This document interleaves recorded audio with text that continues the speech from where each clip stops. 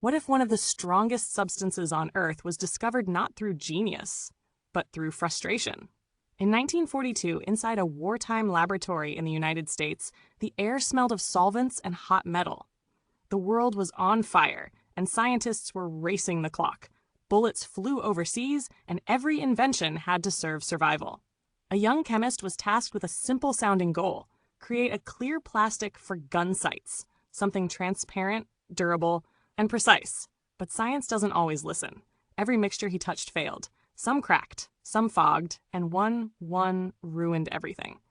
The liquid clung. It stuck to glassware, fingers, tools, refusing to let go. It bonded instantly, aggressively, as if it had a will of its own. The experiment was a disaster, completely unusable. Or so it seemed.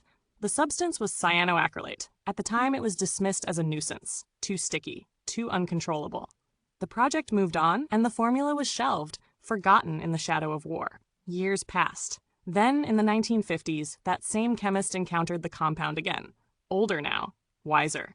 And this time, instead of fighting its stickiness, he paused and asked a different question. What if this wasn't a failure? What if the very thing that made it useless for gun sights was what made it extraordinary? He tested it again. 2 metal plates. 1 drop. Press. Wait. They wouldn't come apart. No heat. No pressure. No elaborate curing process. Just instant, unyielding bond. That moment changed everything.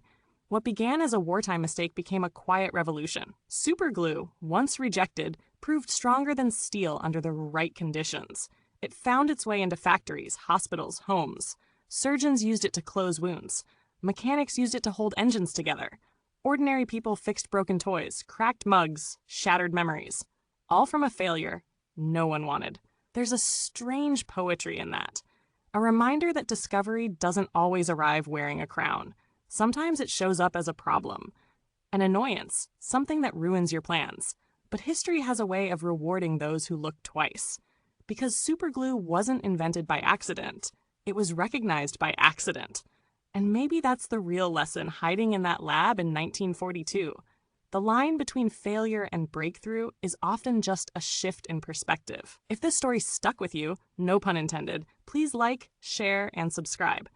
Leave a comment with the invention you think changed the world by accident, and help this channel grow by spreading these stories further.